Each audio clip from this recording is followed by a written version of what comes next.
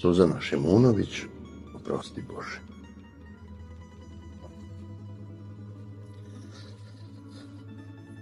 Ma nisam ja svetac. Ani život nije livada šarenog cvijeća. To je okrutna šuma u kojoj iza svakog drveta kao zvijer neki grijeh čuči.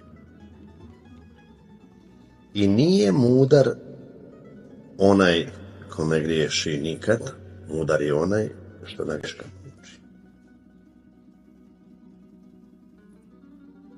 Kažu da Bog grijehe prašta.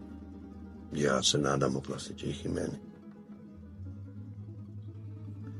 Ma, i nešto veliki nisu, pa ne vidim razloga da mi ih oprostio ne bi.